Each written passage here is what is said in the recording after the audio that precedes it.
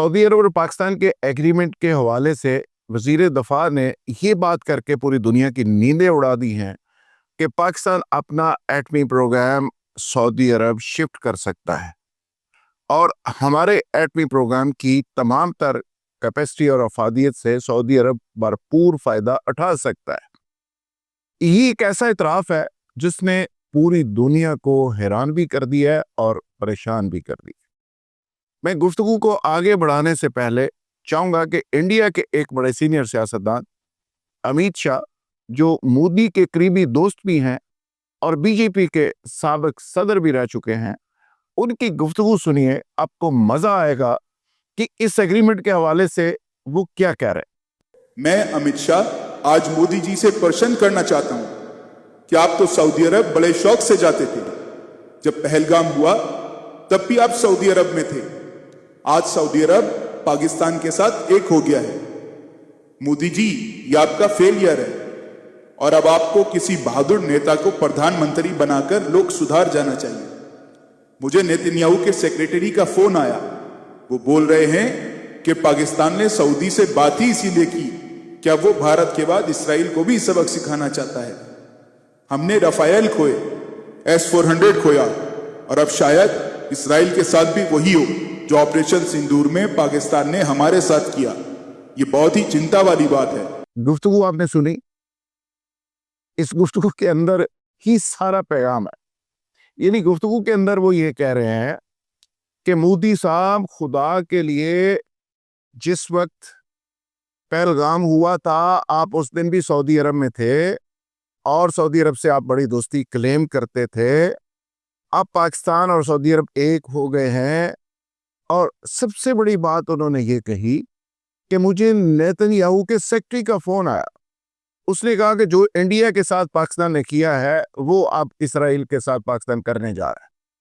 यानी इस एग्रीमेंट का पैगाम कहां कहां तक पहुंच चुका और इसको पूरी दुनिया इतना सीरियस ले रही है और खासकर इसराइल को ये क्या पैगाम गया है, इस पे भी हम बात करेंगे। लेकिन इस पे जरूर बात करेंगे कि कुछ लोग इस एग्रीमेंट के अंदर से भी कीड़े निकाल रहे हैं और खासकर ट्रंप और इजराइल ने इस एग्रीमेंट के जवाब में अभी तक कोई बड़ा रिएक्शन नहीं दिया।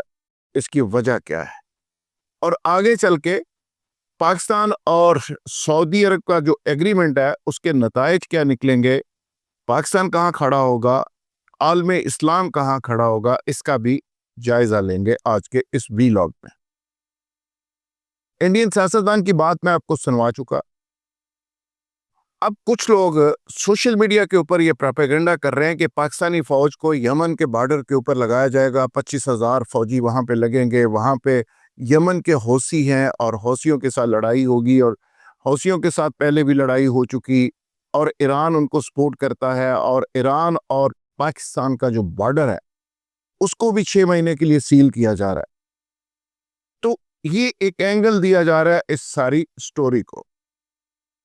मैं इस पे आने से पहले मैं ये थोड़ा सा बताना चाहूँगा, थोड़ा पस मंज़र में जाना चाहूँगा और आपके सामने ये रखना चाहूँगा कि पाकिस्तान और अरब की जो रोमांस है, दोस्ती है, मोहब्बत है, चलो इस्लामी भाईचारा तो है ही, हमारा मरकज़ तो सऊदी अरब है ही, इससे तो ना कोई मुसलमान इनकार कर सकता है और इनकार करने वाला तो वैसे मुसलमान रह ही नहीं सकता। लेकिन हमने इससे पहले कई दफ़ा फौजी हवाले से न सिर्फ सऊदी अरब की बल्कि अरब कंट्रीज़ की कई दफ़ा मदद की है। बस मैं थोड़ा सा माजी में अगर जाऊं तो इसमें 1970 के दहाई के अंदर भी, 1969 के दहाई के अंदर भी हमने यमन, सऊदी अरब के इलाके नजरान पर यमन की तरफ से जब हमला किया गया तो पाकिस्तान की एयर फोर्स वहाँ पे बाकायदा तौर पे पहुंची और पाकिस्तानी एक pilot air commander Sarfaraz Rafiqui ने सऊदी अरब पर यमनी पोजीशनों को निशाना बनाया और ये एक बड़ा मशहूर उस वक़्त का वाक़या था। ज़ाहिर मीडिया तो उस वक़्त इतना था नहीं, सोशल मीडिया भी नहीं था, लेकिन एक मारूफ और मशहूर वाक़या है। फिर 1970 के दौरान आप चले जाएं سعودی عرب کے اندر ایک بریگیڈ فوج پوری ہم نے بھیجی، اور یہ بھی سعودی عرب کی اندرونی سلامتی کے حوالے سے ہم نے وہاں پہ اپنا ایک رول پلے کیا۔ پاکستانی ٹرینرز اور انسٹرکٹرز نے سعودی فوج کو تربیت دی 1973 کے اندر چلے جائے۔ پھر ہم نے عرب اسرائیل جنگ کے دوران بھی ایک رول پلے کیا، اور اس وقت پاکستانی پائلٹ ہے فخر عالم خان، اس نے اسرائیلی جہاز مار گرایا، اور پھر بھی پاکستان کی بلے بلے ہوئی پوری دنیا میں۔ تو پاکستان نے اسرائیل کو اس سے پہلے بھی اس کی اوقات یاد کرائی ہے، یہ کو پہلی دفعہ نہیں ہو رہا۔ اچھا، پھر 1980 میں چلے جائیں، اس میں بھی ہم نے فوجی ٹرینرز بھیجے، اور وہاں پہ ہم نے ایک رول پلے کیا سعودی عرب کے اندر۔ 1982 میں چلے جائیں، پاکستان اور سعودی مشترکہ دفاعی معاہدہ ہوا، 82 کے اندر بھی یہ معاہدہ ہوا، ہزاروں پاکستانی وہاں پہ بھیجے گئے۔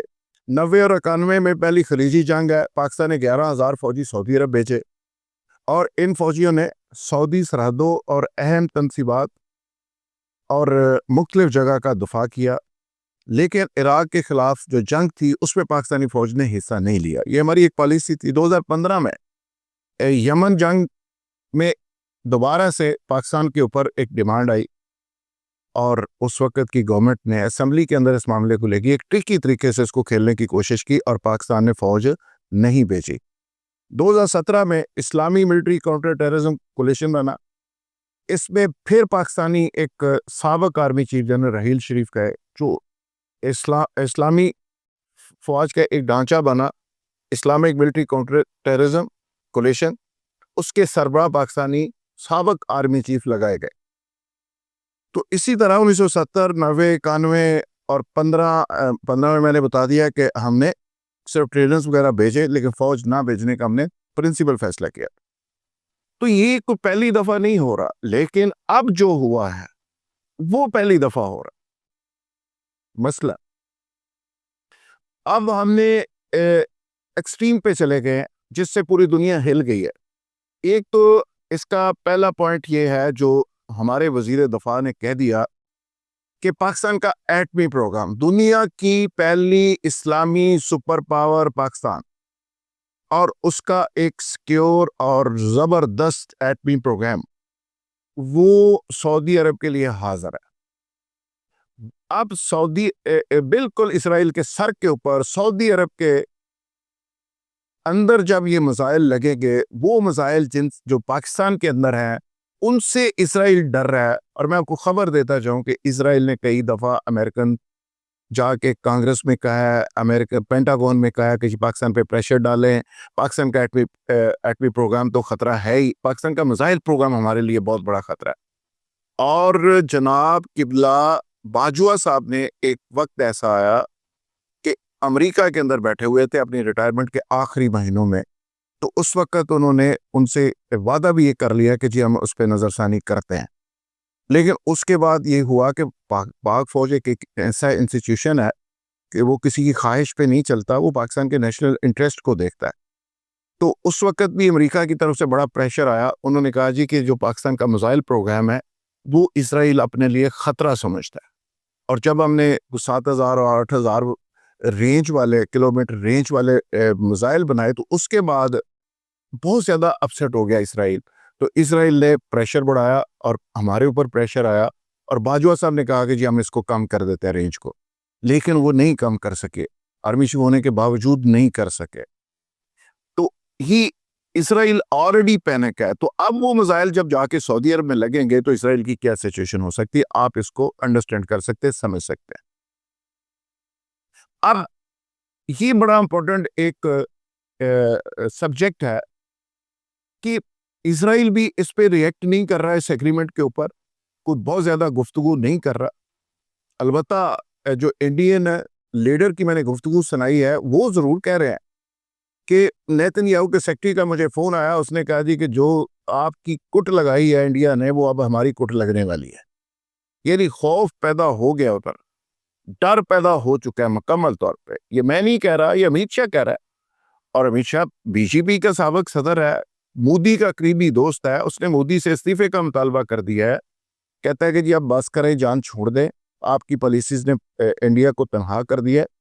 اچھا، اب اس پہ ہم بہت بات کر چکے کہ قطر کے اندر بھی پاکستان کے لیے اسپیس پیدا ہو رہی ہے، سعودی عرب کے اندر اسپیس پیدا ہو گئی، یو اے کے اندر بھی ہوگی، آنے والے دنوں میں مڈل ایسٹ کے اندر پاکستان کا ایک اچھا اسپیس پاکستان کے لیے پیدا ہوگا، جس پہ آپ افرادی قوت بھی بیچ سکتے ہیں، اسکلڈ لوگ بھی بیچ سکتے ہیں، وہاں سے آپ کو فائنینس بھی کیا جائے گا، پاکستان کے ایشوز کو بھی ایڈریس کیا جائے گا۔ یہ آنے والے دنوں کی کہانی ہے، یہ ہوگا، کیونکہ ہر ملک جو ہے اپنی اپنی سروائیول اور نیشنل انٹرسٹ کو دیکھتا ہے، تو پاکستان کو بھی دیکھنا چاہیے۔ اور یہ الگ کہانی ہے، میں اس طرف آ رہا ہوں جو دو چیزیں میں نے کہی ہیں کہ اسرائیل اور امریکہ نے ریئیکشن نہیں دیا، اس پہ میں آتا ہوں۔ پہلے میں یہ ایک نقطہ صرف آپ کے سامنے رکھ لوں کہ اب سوال سب سے زیادہ جو امپورٹنٹ سوال ہے وہ یہ ہے کہ جو سعودی عرب سے یا باہر سے یہ سیکیورٹی پرووائڈ کرنے کے عوض یا پاکستان کی خدمات کے عوض یا حرب کی پاسبانی کے لیے جو فائنینشیل سپورٹ ملے گی پاکستان کو، کیا وہ پاکستان کے اوپر خرچ ہوگی؟ کیا پاکستان کے خزانے میں لگے گی؟ کیا پاکستان خوشحال ہوگا؟ کیا پاکستان کا قرضہ اترے گا؟ یہ ملین ڈالر سوال ہے، یہ میں نہیں کر رہا، یہ پورے سوشل میڈیا پہ پوچھا جا رہا ہے۔ کیا یہ لوگوں کی جیبوں میں پیسے تو نہیں جائیں گے؟ میرا خیال ہے کہ یہ جیبوں میں نہیں جائیں گے، اور یہ پاکستان کے انفراسٹرکچر کے اوپر لگیں گے، پاکستان کے دفاع کے اوپر لگیں گے، پاکستان کے خزانے میں آئیں گے، اور پاکستان انہی چیزوں کی وجہ سے آگے جا کے خوشحال ہوگا۔ کیونکہ جب آپ کی سروائیول، آپ کے سٹیکس جڑ جاتے ہیں، سعودی عرب پاکستان کے ایک سٹیک ہولڈر ہو گیا نا۔ ایک تو میں نے ایٹمی پروگرام کا ذکر کیا کہ یہ جو بات وزیر دفاع نے کی ہے، اس نے نیندیں حرام کر دی ہیں سب کی، کہ پاکستان کا بڑا سوفسٹیکیٹڈ ایٹمی پروگرام ہے، یہ سعودی عرب اگر چلا گیا تو سعودی عرب اس کے بعد کہاں کھڑا ہوگا۔ دوسری جو امپورٹنٹ بات ہے وہ یہ ہے کہ سعودی عرب اور پاکستان نے جب لکھ لیا، آپس میں ایگریمنٹ کر لیا کہ جی ایک پہ حملہ، دونوں پہ حملہ تصور کیا جائے گا، تو اس کا مطلب ہے کہ سعودی عرب کا انڈیا کے ساتھ اب جو باہمی اشتراک ہے، جو بزنس ہے، جو کاروبار ہے، وہ اس طرح نہیں چل سکتا۔ اور یہ خبر آ رہی ہے کہ $100 بلین کا جو انڈیا کے اندر ریفائنری ایم بی ایس نے لگائی ہے، وہ بھی وہاں سے واپس آئے گی، اور پاکستان اس میں ٹرائی کر رہا ہے کہ وہ پاکستان میں شفٹ ہو جائے۔ اگر پاکستان میں شفٹ ہو جاتی ہے، آئل سعودی عرب اگر سستا دے دیتا ہے، ایران دے دیتا ہے، تو پاکستان اپنے پاؤں کے اوپر کھڑا ہو سکتا ہے، صرف ایک اس ایکٹ کی وجہ سے، صرف ایک ایکشن کی وجہ سے سعودی عرب پاکستان کو کھڑا کر سکتا ہے اپنے پاؤں کے اوپر، اور پاکستان دنیا میں ایک سپر پاور کا خواب پورا ہو سکتا ہے۔ اچھا، اس میں آگے چل کے جو امپورٹنٹ ایشو ہے اس کی طرف میں آتا ہوں کہ امریکہ بھی اس پہ خاموش ہے، اسرائیل بھی اس پہ خاموش ہے۔ اس پہ یہ کہا جا رہا ہے کہ 22 ستمبر کو ایم بی ایس محمد بن سلمان کوئی امپورٹنٹ اعلان کرنے والے ہیں۔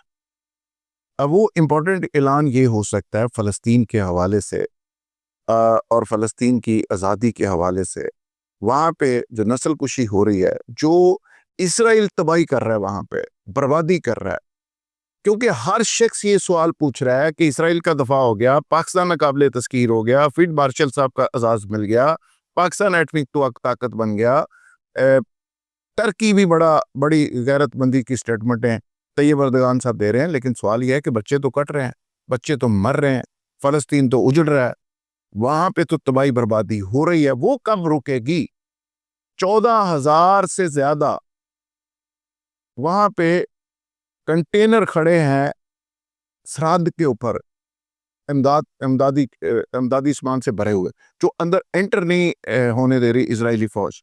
تو اگر یہ سچویشن رہتی ہے تو ہم اپنے گھر میں اپنے میزائلوں کو کپڑا شپڑا مار کے، اپنے ایٹمی میزائلوں کو سیدھا کر کے بیٹھے رہیں، تو پھر اس کا کیا فائدہ؟ فائدہ تب ہے کہ آپ اسرائیل کو ایک الٹیمیٹم دیں، اس کو کہیں کہ بس بھائی بہت ہو گیا، بہت ہو گیا، اب یہ بدماشی بند کریں، اب یہ گنڈا گردی بند کریں، اب مسلم دنیا کھڑی ہو گئی ہے، اب آپ کی بدماشی نہیں چلے گی۔ اگر اسرائیل کی بدماشی بھی چلتی رہے، ہم بڑے غیرت مند بھی بن جائیں، ہم بہت بڑے طاقت بھی بن جائیں، ہم بڑے ایگریمنٹ بھی کر لیں، تو اس کو لوگوں کو یہ ڈائجسٹ نہیں ہو رہا۔ امریکہ اس پہ بہت ہی محتاط ہے، امریکہ یہ ریئلائز کر رہا ہے اور سمجھ رہا ہے، اور بظاہر دنیا کو بتا رہا ہے، اور میڈیا کو لگایا ہوا اس بات پہ ٹرمپ انتظامیہ نے، کہ جی آپ دنیا کو بتائیں کہ جی قطر کے اوپر جو حملہ ہوا تھا، ٹرمپ صاحب کو تو پتہ ہی نہیں تھا، ٹرمپ صاحب بڑے غصے میں ہیں، بڑے ناراض ہیں، نیتنیاہو سے بات نہیں کر رہے. یہ ایک ڈرامہ امریکہ کی طرف سے کیا جا رہا ہے، جو کہ ایک بڑا ڈبل سٹینڈرڈ قسم کا شخص ہے جس کا نام ٹرمپ ہے. اور ٹرمپ کے اسلام کے خلاف اور مسلمانوں کے خلاف بکس کا اندازہ لگائیں کہ وہ ابھی یو کے گیا ہے، اور یو کے جا کے وہ یہ کہتا ہے کہ صادق خان جو میئر لندن تھا، جو مسلمان ہے، جو امریکہ کے ظلم اور اسرائیل کے ظلم کی بات کرتا ہے، اس کو میں نے خود کہا کہ اس تقریب میں نہ آئے، میں اس کو دیکھنا نہیں چاہتا. یعنی اسلام کے خلاف بکس کا یہ عالم ہے. اگر ٹرمپ صادق خان کے خلاف، اسلام کے خلاف یہ بکس رکھتا ہے تو پاکستان کے اندر اس کو رومانس کیا ہو سکتا ہے؟ پاکستان کے ساتھ محبت کیا ہو سکتی ہے؟ سعودی عرب کے ساتھ محبت کیا ہو سکتی ہے؟ اسلام کے ساتھ اس کا کیا تعلق ہو سکتا ہے؟ کوئی تعلق نہیں ہے. یہ سب ڈرامہ ہے، اور اس ڈرامے کو ہمیں سمجھنا چاہیے. اور امریکی میڈیا یہ بات بتا چکا کہ 50 منٹ پہلے نیتنیاہو نے بتا دیا تھا کہ میں حملہ کرنے والا ہوں قطر میں، اور ٹرمپ صاحب خاموش رہے. ٹرمپ صاحب نے کوئی ریئیکشن نہیں دیا. تو اب کیوں ایسا ہو رہا ہے؟ تو اس کا مطلب یہ ہے کہ ٹرمپ یہ ساری کہانی کا مرکزی کردار ہے، اور نیتنیاہو کے ساتھ ملا ہوا ہے، اور یہ مل کے مسلمانوں کے خلاف ایک گھیرا تنگ کرنے کی کوشش کر رہا ہے. اسی طرح اسرائیل بھی خاموش ہے، کوئی ریئیکشن نہیں دے رہا اس پہ. اسرائیل تو سمجھتا ہے کہ اگر میں نے ریئیکشن اس پہ دیا تو میری جو صورتحال ہو سکتی ہے، ایران ایک طرف سے پڑے گا، ایک طرف سے سعودی عرب پڑے گا، پھر دوسری طرف سے پاکستان مدد کرے گا، پھر چین اندر سے آ جائے گا. اب دیکھیں، پاکستان تو سعودی عرب کی مدد کر رہا ہے، لیکن ٹیکنالوجی پاکستان کو بھی چاہیے. پاکستان کے فوجی لڑ سکتے ہیں، حرم کی پاسبانی کر سکتے ہیں، ہم کٹ مار سکتے ہیں، جان دے سکتے ہیں، لیکن ٹیکنالوجی تو پھر بھی چاہیے. تو امریکن ٹیکنالوجی کو اگر ہم نو کریں گے، کراس ماریں گے، تو چینی ٹیکنالوجی تو چاہیے نا. تو چین ہمارے ساتھ ہے، سعودی عرب کے ساتھ ہے. چین کو ایک مسلم ورلڈ کی ایک پوری مارکیٹ مل گئی ہے امریکہ کی نفرت میں، اور امریکہ ایکسپوز ہو گیا، ٹرمپ ایکسپوز ہو گیا، اور ٹرمپ نے ثابت کر دیا کہ وہ مسلمانوں کا ساتھی نہیں ہے. اور یہ بات MBS سے لے کے تمام مسلمانوں کو ریئلائز ہو رہی ہے. کچھ کو ہو گئی ہے، کچھ کو ہونے والی ہے. تو یہ ساری سچویشن کے اندر امریکہ بھی احتیاط کر رہا ہے، ریئیکشن نہیں دے رہا، اور اسرائیل بھی اس پہ ریئیکشن نہیں دے رہا. اور اس کو کچھ عناصر پاکستان اور سعودی عرب اور سب کی ملی بھگت قرار دے کے اس کو مشکوک نظروں سے دیکھنے کی کوشش کر رہے ہیں اپنی اینک سے، کہ یہ دیکھیں جی، اسرائیل بھی چپ ہے، امریکہ بھی چپ ہے، کوئی اس ایگریمنٹ پہ پریشان نہیں ہے، تو اس کا مطلب ان کی انڈرسٹینڈنگ ہے. اور یہ جو پاکستان کا سعودی عرب کی انڈرسٹینڈنگ ہوئی ہے، اس میں اسرائیل کا کوئی ایشو نہیں ہے، اسرائیل صدر تھنگ، اسرائیل کا ظلم بھی جاری ہے، یہ بھی جاری. تو یہ بات کچھ لوگوں کو پنچ کر رہی ہے، کچھ لوگوں کو تکلیف دے رہی ہے، کچھ لوگ اس کو پروپیگیٹ کر رہے ہیں. تو لہٰذا یہ فیکٹس جو ہیں وہ سامنے اس وقت آئیں گے جب اور کلیئرٹی آئے گی. اور 22 ستمبر کو خبر آ رہی ہے کہ سعودی کنگ کو بڑی خوشخبری دیں گے. اگر وہ خوشخبری فلسطین کے حق میں وہ کھڑے ہو کے دیتے ہیں، فلسطین کے حق میں بات کرتے ہیں، ٹکا کے کرتے ہیں، اور اسرائیل کے خلاف کرتے ہیں، تو پھر اس پہ کلیئرٹی آ جائے گی اور سارا پروپیگنڈا ختم ہو جائے گا.